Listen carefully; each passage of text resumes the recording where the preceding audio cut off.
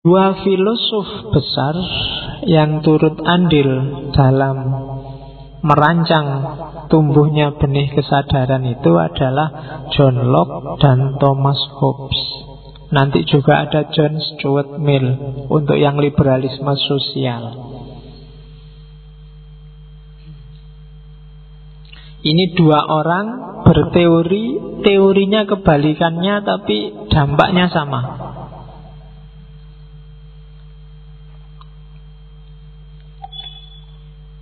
Kalau Thomas Hobbes itu teorinya suudzon pada manusia. Kalau John Locke teorinya husnudzon. Ya, di buku-buku filsafat nggak ada kamu cari husnudzon dan suudzon itu. Ya. Jadi katanya Thomas Hobbes, manusia itu dasarnya jelek. Orang itu hakikatnya jelek semua. Kalau dibiarin, misalnya nggak dikasih aturan apa-apa, wis uripo sak karepmu, itu dunia langsung kiamat saat ini juga. Kalau nggak percaya coba aja. Sudah sekarang bebas, kamu mau ngapain aja, mau nyari pasangan siapa saja sekarang juga mau boleh. Kamu mau tak jamin di sini langsung rusak. Kamu kalau memang bisa ambilin uangnya temenmu, kalau kamu mampu ambil aja. Kalau dia ngelawan kecil aja, pukuli aja beres. Kalau begitu dibebaskan gini, mungkin nggak lama 1-2 jam selesai rusak. Katanya Thomas Hobbes, dasarnya manusia itu jelek kalau nggak dikasih aturan. Oleh karena itu orang butuh sistem, butuh masyarakat, butuh negara, sistem masyarakat, sistem politik yang namanya sekarang adalah negara, penguasa. Gunanya apa? Biar orang hidup damai. Jadi sebenarnya manusia itu bebas, tapi karena dasarnya dia jelek, maka dia butuh negara. Kebalikannya John Locke. Kalau bagi John Locke, husnudzon dia, manusia itu dasarnya baik, hakikatnya baik. Dia jadi jelek terpengaruh dari luar. Dibiarin aja orang itu sejak kecil itu mesti tidak mikir aneh-aneh kok, nggak mikir neko-neko, hanya mikir untuk memenuhi kebutuhannya saja, memenuhi fitrahnya saja, dan itu baik. Cuma jadi jelek ketika hidup bareng orang lain. Ketika hidup bareng orang lain muncullah pikiran-pikiran jelek, muncullah hasrat-hasrat jelek. Karena mungkin yang lain punya sesuatu dia tidak punya, yang lain punya banyak dia punya sedikit. Yang lain selalu yang bikin kita jelek, katanya John Locke. Oleh karena itu kita butuh negara. Gunanya negara apa? Gunanya negara jadi wasit. Jadi biarkan orang sesuai keinginannya, sesuai gayanya hidup. Terserah dia mau hidup kayak gimana, monggo. Cuma kalau pas waktunya tabrakan, aku kepentinganku A, kamu kepentinganmu B, kok ndak nyambung tabrakan. Nah itu kan butuh wasit, biar nggak tawuran. Di situ orang butuh negara. Jadi yang satu karena manusia jelek, dia butuh negara yang mengarahkan biar nggak melakukan yang jelek-jelek. Kalau di John Locke, karena manusia itu baik, maka dia butuh negara yang jadi wasit biar kebaikan-kebaikan ini nggak saling tabrakan sehingga jadi jelek. Nah, itu dua filosofi, dua teori yang namanya state of nature, fitrahnya manusia. Ya wilayah, ya state itu wilayah, ranah, nature itu yang alami. Yang satu bilang secara alamiah manusia jahat. Kamu mungkin sering dengar istilah homo homini lupus. Bagaimana manusia itu saling memangsa satu sama lain. Secara natural, katanya Thomas Hobbes, kalau dibiarin aja, orang akan memanfaatkan orang lain untuk kepentingannya. Dan yang kedua John Locke. Katanya John Locke, enggak kok, hakikatnya manusia itu baik. Hanya saja kadang-kadang antar kepentingan saling benturan. Itu yang bikin harus ada yang jadi wasit, biar benturan ini enggak jadi tawuran. Dua teori ini dari Thomas Hobbes dan John Locke nanti menginspirasi banyak orang untuk merumuskan karena itu seperti apa bagusnya, baiknya setiap orang mengekspresikan kebebasannya. Jadi ini basis teorinya dua. Saya tidak tahu kamu sendiri menganggap hidupmu itu aslinya jelek atau aslinya baik. Ya monggo kamu mikir sendiri. Coba kamu bayangkan seandainya bebaskan dirimu dari semua aturan, semua undang-undang, bahkan mungkin ajaran yang dicekokkan padamu sejak kecil. Terus kamu bayangkan hakikatnya kamu itu kayak gimana sih? Ketemunya kamu itu baik apa jahat? Coba sekali-sekali kamu mikir. Sekali-sekali ambillah kertas, ambillah bukumu, terus tulislah semua mimpimu. Entah itu mimpi baik, mimpi jahat, mimpi jelek, mimpi licik, mimpimu, tulisin semua. Jajal, jatuhnya kamu itu banyak jeleknya apa banyak baiknya. Letakkan dalam tanda kurung semua dogma ini jajal loh ya, ojo tenanan. Jadi dipending dulu, misalnya kamu diajari harus sopan, diajari nggak boleh gini, nggak boleh gitu, itu dipending dulu. Seandainya boleh, kamu pengen apa sih? Misalnya pengen pacar lah, seandainya boleh pacaran itu kamu pengennya kayak gimana? Seandainya boleh kuliah itu pengenmu kayak gimana? Seandainya boleh sama orang tua kamu pengennya kayak gimana? Sama saudaramu pengennya kayak gimana? Seandainya boleh apa saja. Jajal kamu bikin daftar kayak gitu. Nanti akan kelihatan janjane kamu itu dasarnya jelek apa dasarnya baik. Ya ndak usah dikasih tahu orang lain, buat dirimu sendiri. Kok ketemunya ternyata kamu itu jahat sekali, ya bertobatlah. Berarti pikiranmu itu pikiran agak gelap. Kalau bagus, ya pertahankan itu. Bagi saya dua orang ini, baik Thomas Hobbes atau John Locke, tidak bisa digeneralisir. Kadang-kadang kamu kayak Thomas Hobbes, kalau dibiarin nguatiri.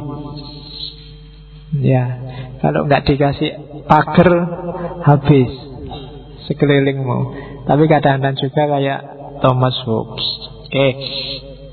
Jadi basis filosofinya itu. Yang satu bilang fitrah manusia itu jelek, yang satu bilang fitrah manusia itu baik. Tapi dua-duanya sama-sama bebas. Karena dia bebas, sementara yang satu jelek, yang satu baik, maka orang butuh aturan. Untuk ngopeni aturan butuh penguasa. Lembaganya penguasa itu hari ini namanya negara. Kalau nggak ada negara yang pro demokrasi dan anti demokrasi, mungkin sudah perang sejak dulu. Kalau nggak ada negara, mungkin bahkan NU dan Muhammadiyah itu sudah pukul-pukulan sejak lama. Itu gunanya negara. Ya, the state of nature. Nah, dari ide dan sejarah dan filosofi tadi, nanti lahir pertama namanya liberalisme klasik. Gagasan-gagasan awal tentang liberalisme. Munculnya liberalisme awal itu modelnya adalah model kebebasan negatif. Saya bilang tadi model freedom, bebas dari. Bebas dari apa saja, termasuk dari masyarakat. Orang-orang liberalisme klasik punya pandangan kalau bisa sistem, aturan, kemudian dogma, ajaran, norma sosial, apapun itu yang hubungannya sama kehidupan bareng, seminimal mungkin. Semakin minimal norma ajaran, adat, tradisi, semakin orang bebas. Semakin banyak aturan, semakin banyak tradisi, semakin orang tidak bebas. Ya saya bilang tadi, biarkan aja orang dengan kebebasannya, kecuali dalam bagian-bagian yang tabrakan. Kalau nggak tabrakan, nggak usah diatur, nggak masalah. Maka perannya masyarakat, perannya institusi sosial, institusi politik termasuk negara, itu hanya sebagai wasit. Jadi dia nggak harus main di wilayah yang dia seharusnya nggak main. Maka nanti dikenal ada pembedaan antara ruang privat sama ruang publik. Bagi orang liberal, ruang publik itu jangan luas-luas, kecil aja nggak masalah. Yang harus luas, ruang privat. Urusanmu sendiri diperbanyak, urusannya bareng-bareng dipersedikit. Nah itu semakin kita bebas. Karena bebas ini bagi kelompok liberal kan fitrah kita. Semakin kita nggak bebas, semakin kita nggak bisa eksis jadi diri kita sendiri. Semakin banyak organisasi yang kamu ikuti kan semakin banyak pagermu, semakin banyak ikatanmu, kamu semakin nggak bisa ngapa-ngapain. Tapi semakin sedikit pager, semakin sedikit aturan, kamu semakin bebas. Jadi di liberalisme klasik modelnya defensif. Jadi jangan banyak aturan, jangan banyak norma, jangan terlalu banyak adat, terlalu banyak tradisi. Itu sama dengan semakin nambah belenggu hidupmu. Jadi sisihkan sebanyak mungkin. Maka sebisa mungkin kayak ngaji ini, biar kamu bebas, jadikan dia lebih besar wilayah privatnya daripada wilayah publiknya. Ya contohnya misalnya sudahlah ngaji, ndak apa-apa, ndak pakai sarung, terserahlah mau pakai kostum apa, asal nggak pakai celana pendek apa celana dalam aja. Itu kan berarti apa? Ruang privatnya ada dan banyak. Dalam urusan kostum, kamu punya keleluasaan milih sendiri. Itu berarti apa? Ruang privatnya besar. Atau kita perbesar ruang publiknya. Kita seragam ya, ngaji filsafat besok seragamnya putih-putih, pakai kopiah putih. Terus diawali dari kita membaca tahlil bersama, terus sholawatan bersama. Nanti di akhirnya banyak aturannya kayak gini, namanya ruang privatnya jadi kecil, ruang publiknya yang luas. Terlalu banyak aturan, akhirnya kita tidak bebas. Kalau pas baju putihmu dicuci, kamu nggak berani berangkat, khawatir beda sama yang lain. Nah, jadi itu namanya ruang publik dan ruang privat. Makanya biasanya orang yang terlalu banyak ruang publik, hidupnya nggak bebas. Orangnya cenderung gampang stres. Ya kan, opo-opo diatur, gini nggak boleh, gitu nggak boleh, sumpek kan kamu. Tapi semakin luas ruang privatnya, semakin kamu bisa bernafas lega. Meskipun kalau kamu nggak kenal batas, akhirnya kamu bisa bablas. Orang yang nggak ngerti batas itu kadang membahayakan dirinya sendiri juga. Jadi di liberalisme klasik sangat diwanti-wanti, jangan sampai kamu mengorbankan individu untuk kehidupan sosial. Logikanya tidak semacam itu. Logikanya adalah kalau individu-individu itu baik dan nyaman, otomatis masyarakat kehidupan bersama juga baik dan nyaman. Kalau masyarakat isinya orang waras semua, ya masyarakatnya kan enak, isinya orang-orang waras. Tapi kalau isinya orang stres semua, ya hasilnya juga masyarakatnya kacau, isinya orang-orang stres.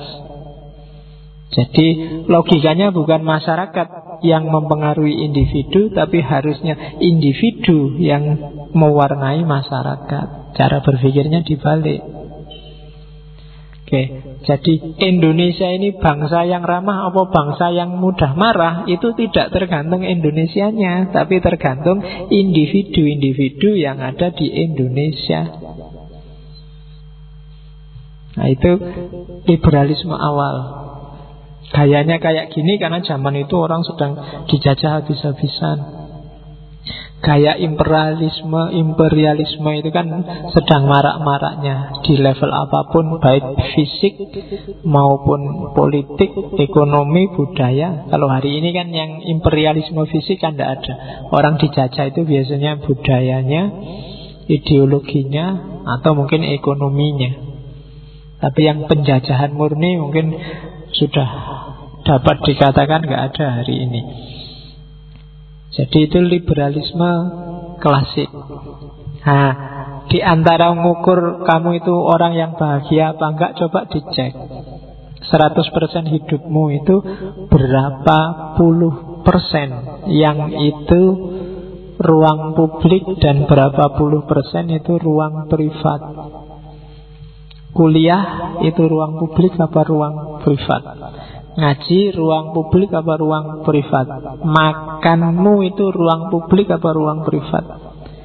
Kalau makan itu suka-suka aku pengennya ayam ya ayam, tempe ya tempe, itu urusanku, itu ruang privat. Tapi kalau kamu makan, makan itu aturannya adalah jam sekian makan malam, jam sekian makan pagi. Ke warung itu harus kayak gini. Semakin banyak aturan, bahkan ngambil makanan harus pakai 3 jari. Kemudian ngunyahnya 40 kali. Kemudian setiap kali sebelum makan buahnya dulu, setelah buah setiap makan diselingi minum. Wah, kayak aturan. Tak jamin makan itu bukan sesuatu yang nikmat. Mangan wis stres kamu. Baru ngunyah, ini sudah 20 apa 21 ngunyahnya ya wis. Nggak enak. Apalagi hari ini kan begitu lihat makanan, wah ini kolesterol, ini bisa bikin diabetes, ini liver, ini wis nggak usah makan. Sekarang apa sih makanan yang nggak jadi sumber penyakit? Padahal sebenarnya nggak ada makanan yang jadi sumber penyakit. Problemnya di kamu sendiri. Oke, jadi itu liberalisme klasik. Jadi hiduplah sesuai versimu. Jangan terlalu banyak bikin aturan untuk sesuatu yang harusnya nggak usah diatur. Karena kalau sudah nggak diatur ya tenang aja, nggak usah minta diatur. Kayak mahasiswa di kelas itu loh, bikin makalah ya. Kalau dosennya cuma bilang bikin makalah, kamu diam aja, selesai. Kadang-kadang kan kamu malah tanya, berapa halaman pak? Berapa spasi pak? Referensinya minimal berapa? Kamu nyari penyakit sendiri. Uang dosennya cuma nyuruh bikin makalah kan kayak apapun, yang penting bunyinya makalah kan beres. Tapi kamu tanya sendiri, akhirnya dosennya tidak mikir. Oh ya kira-kira paling gitu kan, terus dosennya. Itu kamu nyari penyakit. Oh biar aja lah, dia maunya umum, kamu malah minta detail. Oke, jadi harusnya jadi wilayah privatmu sakarepmu, akhirnya jadi wilayah publik, jadi aturan. Oke, jadi itu liberalisme klasik. Terus sebenarnya ini bukan lawannya liberalisme modern namanya, tapi kelanjutannya. Jadi kelanjutan dari liberalisme klasik adalah liberalisme modern. Kalau tadi kebebasan negatif, bebas dari banyak aturan yang mengungkung, sekarang kebebasan positif, bebas untuk. Nah, kalau sekarang kamu sudah siap untuk mandiri, berpikir, bertindak sendiri, bebaskan dirimu mau ngapain aja. Itu namanya bebas untuk. Caranya gimana kamu bisa bebas untuk? Ya kamu harus jadi manusia yang berdaya. Manusia yang berdaya itu ya kamu mampu berpikir, mampu bertindak sesuai yang kamu perlukan. Itu namanya berdaya.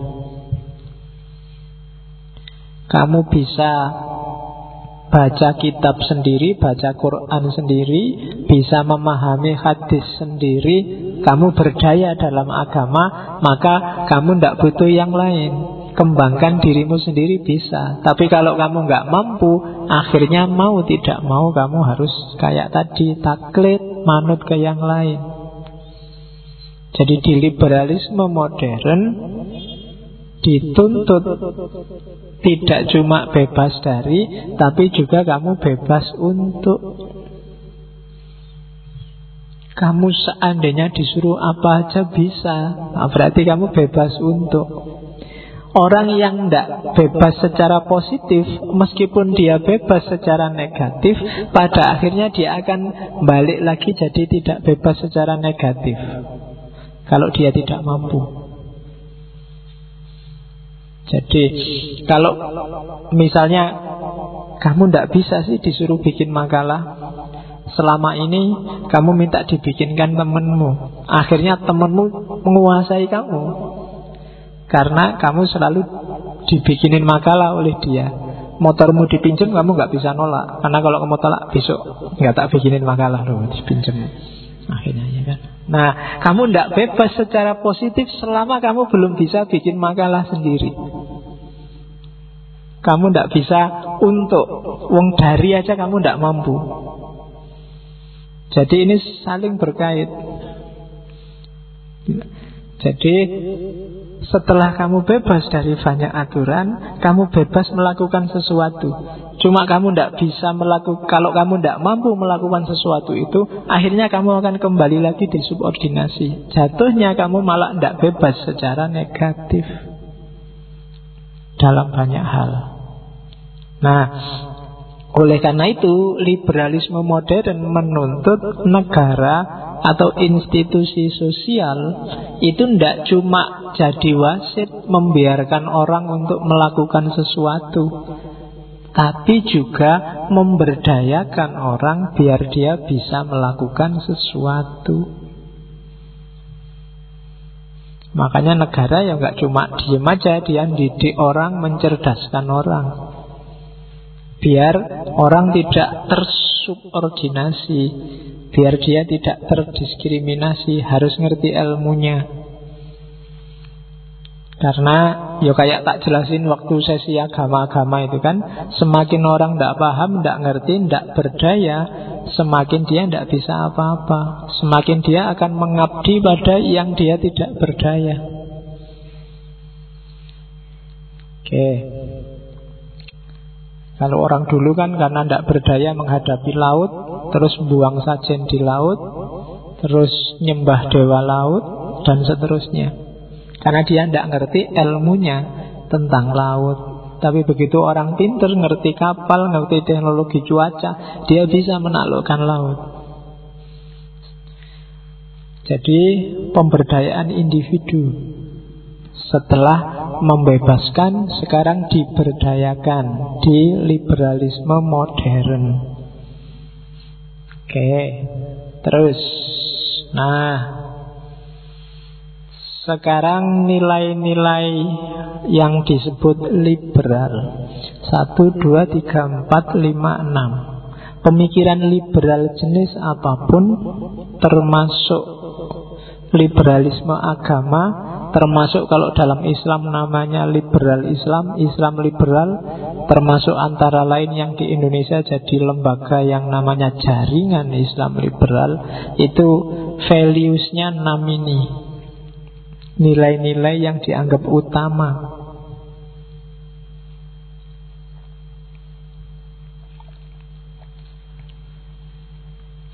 Yang pertama, hold the basic equality of all human being. Oke, jauh. Biar sekali-sekali kamu dengar yang bahasa Inggris, biar bahasa Indonesia terus. Jadi hold the basic equality of all human being itu kesetaraan. Semua liberalis itu mengedepankan pandangan bahwa setiap manusia sama, setara. Setara nggak harus diartikan sama ya. Jadi setara itu sak level. Jadi itu yang disebut equality. laki-laki dan perempuan, dosen dan mahasiswa, presiden dan rakyat, kiai dan santri, takmir dan jamaah, itu semuanya equal.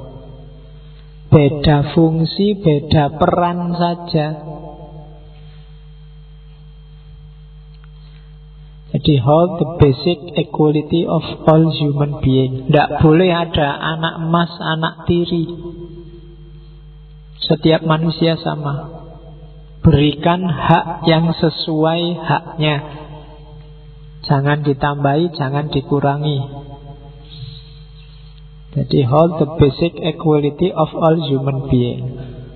Makanya ini pandangan yang anti menang-menangan, apalagi sombong, apalagi angkuh, termasuk juga anti minder. Minder itu berarti kamu meletakkan dirimu di bawah yang lain. Kalau sombong, kamu meletakkan dirimu di atas yang lain. Dua-duanya nggak boleh. Karena itu berarti kamu memposisikan dirimu tidak setara. Setiap manusia ya, itu setara. Yang kedua, treat the others, itu kebanyakan S, the other reason equally. Perlakukan pikiran yang berbeda, pikiran orang lain secara setara.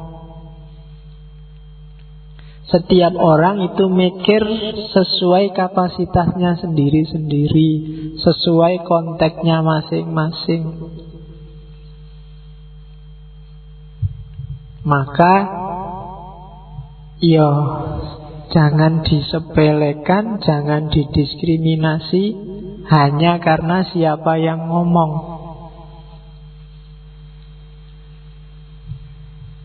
Jangan mentang-mentang kamu mahasiswa, terus kamu pulang kampung, ketemu orang kampung yang tidak mahasiswa, terus pendapatnya kamu anggap tidak level.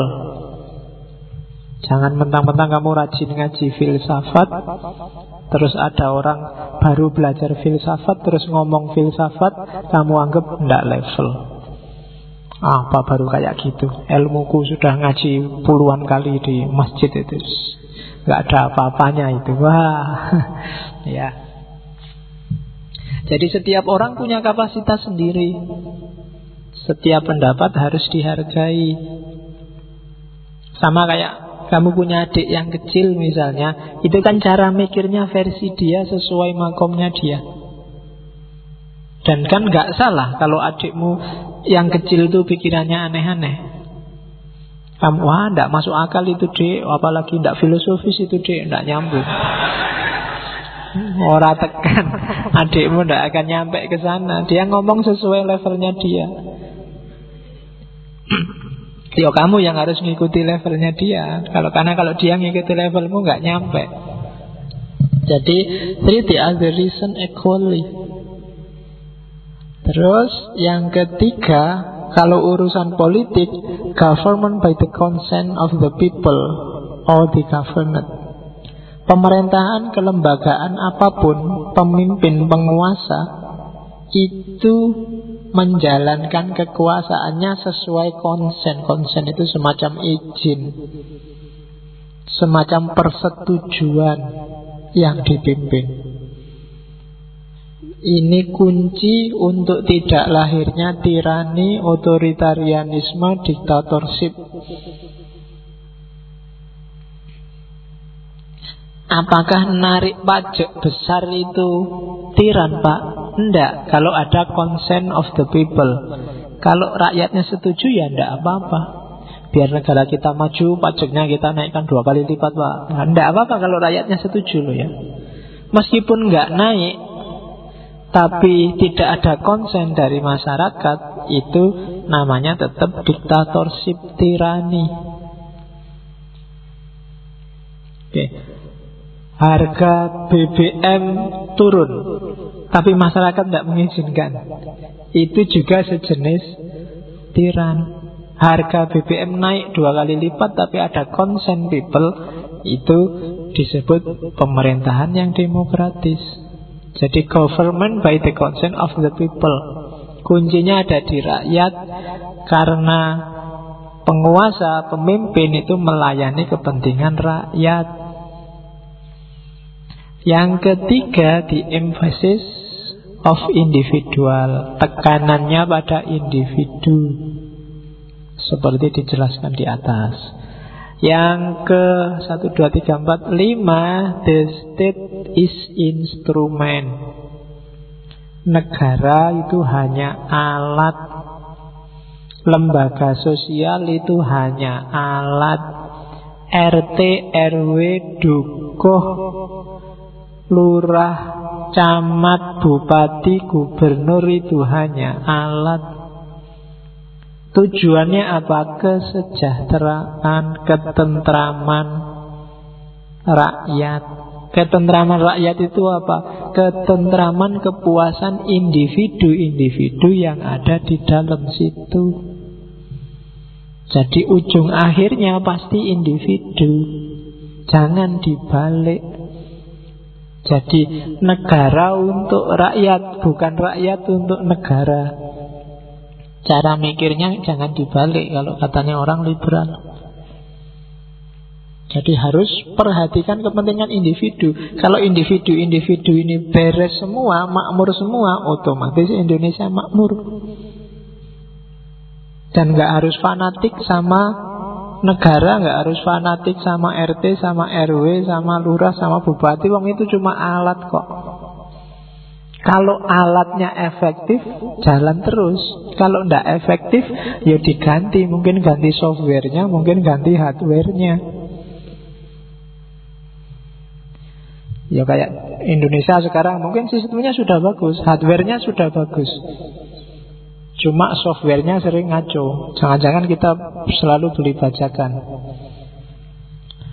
Kenapa saya bilang bajakan? Karena mungkin Indonesia itu memang sistemnya sistem yang belum sempurna. Kita kan selalu menyebut Indonesia tanah air beta. Beta itu kan biasanya belum produk yang full, masih percobaan. Setelah beta baru yang itu. Windows itu kalau masih beta itu kan berarti masih percobaan. Jadi Indonesia tanah air beta itu berarti dia baru tanah air percobaan. Jadi masih tidak garu-garuan. Jadi the state is instrument, alat. Oke, sebenarnya kalau kamu berani bisa bilang agama juga alat. Dia punya tujuan. Kuliah juga alat,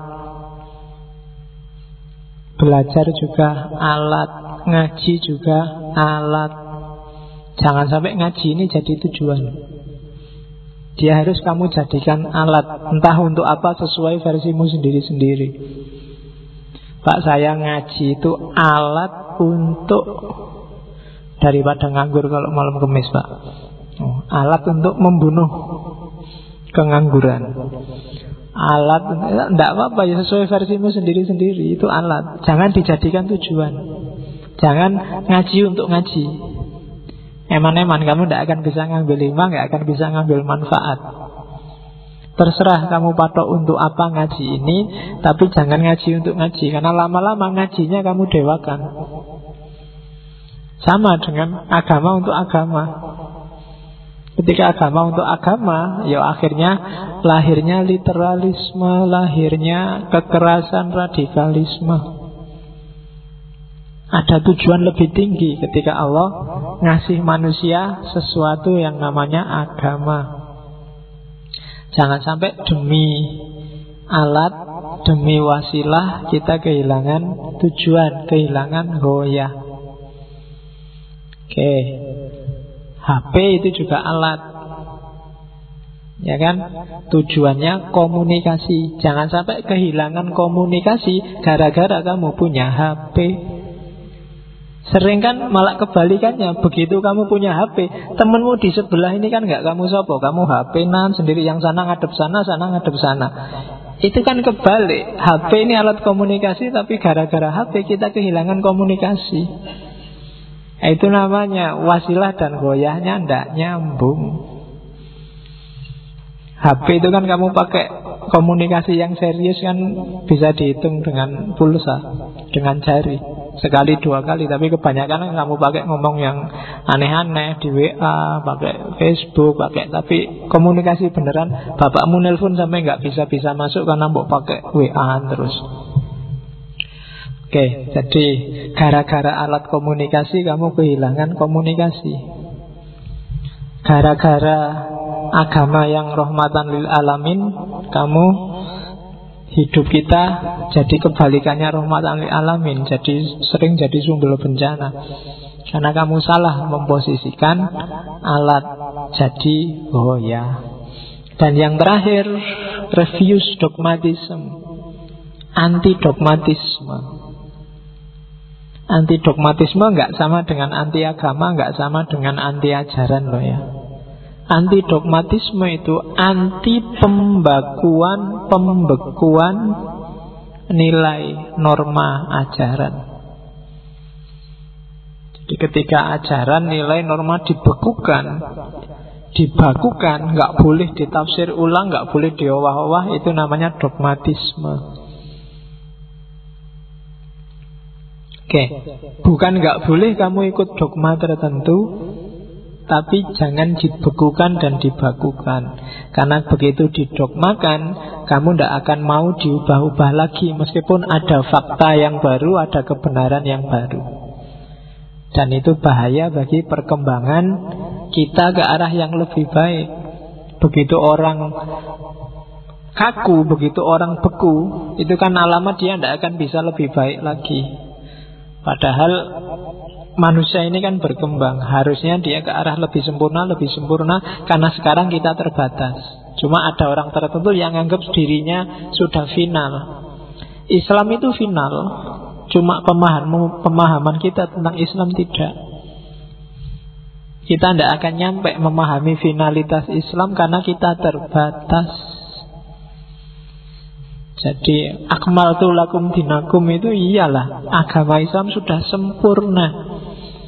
Cuma pemahaman kita terhadap Islam itu pasti tidak sempurna, karena kita terbatas. Ini yang sering orang salah paham. Nah, jangan sampai yang terbatas, yang tidak sempurna ini kita bekukan, terus kita anggap levelnya sama dengan Islam yang sempurna tadi. Itu yang sering terus jadi sumber konflik. Masing-masing merasa miliknya lah yang sempurna itu tadi. Kalau saya ngomong al-yauma akmaltu lakum dinakum, terus setiap kepala merasa, yo Islam yang sempurna kayak aku ini loh. Dan setiap orang merasa begitu, terus yang lahir dari ini konflik. Nah, gaya liberal, dogmatisme semacam itu ditolak. Jangan dogmatis lah. Kalau dogmatis nanti beku. Kita harus tetap terbuka. Jangan-jangan yang kita pahami sekarang tidak pas. Kalau ada tafsir yang lebih pas, ayo diikuti. Jangan dogmatis.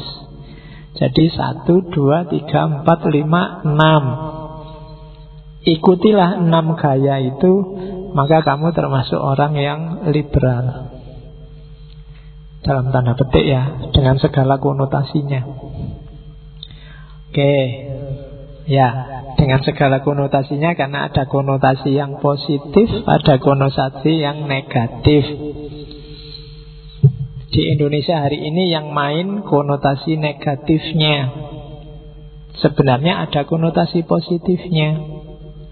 Apa sih positifnya liberal itu? Yang pertama, menjunjung tinggi kebebasan, kemerdekaan, anti penindasan, anti diskriminasi, anti hegemoni. Dan ini pasti sangat Islami.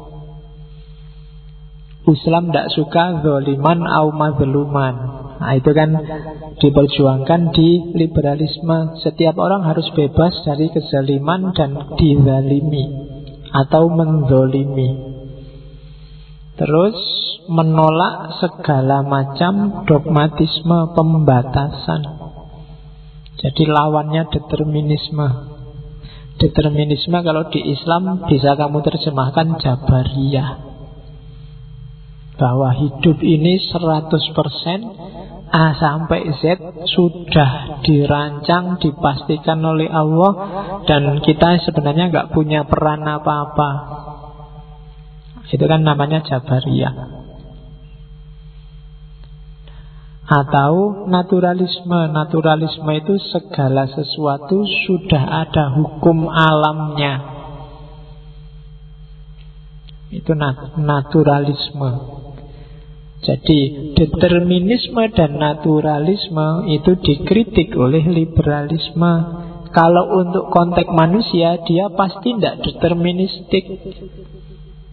Buktinya besok, misalnya dalam agama, besok masih ada hisab. Kalau determinisme ya tidak usah dihisab, memang skenarionya. Buktinya masih dikasih nabi, masih dikasih kitab suci. Orang disuruh milih jalan lurus apa jalan bengkok, itu berarti kita bebas. Jadi menjunjung tinggi kebebasan, itu positifnya. Negatifnya, ya seandainya ada orang yang mau sakarepe dhewe, itu bisa pakai dalil liberalisme. Atau dunia sosial biasanya nggak srek sama orang yang liberal. Karena orang yang liberal biasanya suka ngeritik, suka memberontak terhadap tradisi. Tradisi itu kan apa yang sudah jalan selama ini dan dianggap baik. Perhatikan kata-kata dianggap baik loh ya. Karena kadang-kadang dianggapnya kamu buang. Jadi tradisi itu dianggap baik. Dianggap baik itu ya bisa jadi memang baik, bisa jadi tidak baik. Nah, orang liberal itu punya kecenderungan untuk ngobrak-abrik ini, mengkritisi, melakukan revolusi-revolusi atas nama tradisi. Jadi tradisinya dikritik, kira-kira yang dianggap baik tadi benar-benar baik apa enggak, maslahat apa enggak, relevan apa enggak. Dan ini kan secara sosial orang-orang semacam ini memang menggelisahkan. Itu konotasi negatifnya. Jadi secara positif dia menjamin nilai kemanusiaan, kemerdekaan manusia. Secara negatif dia cenderung melawan tradisi, sehingga sering jadi sumber masalah. Cuma visinya sebenarnya yang di atas tadi. Ini saya sebut konotasi. Konotasi itu bisa dibawa ke sana, bisa dibawa ke sini. Cuma kita tidak boleh terjebak oleh konotasi. Konotasi itu kan berarti sudah kesannya orang.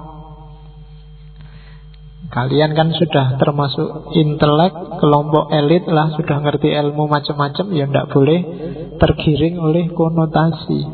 Konotasi itu kesan. Dipahami di sana begini, dipahami di sini begitu. Kamu tidak boleh terombang-ambing ini, harus ngerti. Oh, yang benar semacam ini toh. Oh, liberalisme itu ternyata semacam ini toh. Nah, itu konotasi. Kadang-kadang kalau ada masalah, biasanya kamu tergiring oleh konotasi. Siapa bunuh siapa, siapa ngeracun siapa, siapa itu kan kadang banyak konotasi-konotasi yang bermain. Oke, sekarang kita lihat. Tadi saya ngomong konteks. Jadi liberalisme itu banyak konteksnya. Ada personal, ada sosial, ada budaya, ada politik, ada ekonomi. Yang pertama personal. Secara personal, apa sih liberalisme itu? Liberalisme kalau per individu biasanya orang yang punya pandangan anti feudal, anti kemapanan, orang yang rasional, independent, open minded. Itu cirinya. Kritis terhadap adat istiadat, tradisi, tidak mau terikat. Perhatikan ciri-ciri tiga yang di atas, itu semua kan gaya berpikir, gaya hidup. Kamu termasuk orang yang bergaya hidup liberal Kalau kamu mengembangkan gaya anti tradisi, anti adat istiadat, tidak mau terikat, independen, rasional, berpikiran terbuka, anti feodalisme. Kalau kamu punya karakter ini, berarti kamu tergolong oleh yang liberal.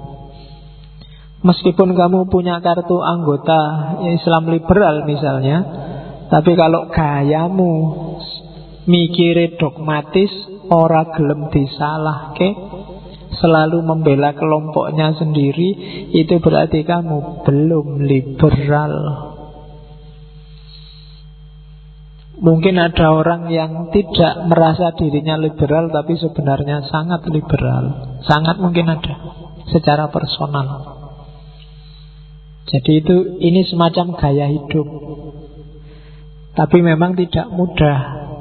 Setiap orang biasanya anak tradisinya sendiri-sendiri. Hanya pemberani yang berani mengkritik tradisi yang dia anggap tidak pas. Biasanya setiap orang itu membela, nyarikan dalil, nyarikan dasar bahwa tradisi yang dia ikuti selama ini benar, di level apapun. Jadi tidak gampang loh kamu jadi orang liberal itu. Maka jangan gaya merasa dirimu liberal. Saya itu liberal Pak Akang. Liberal apa?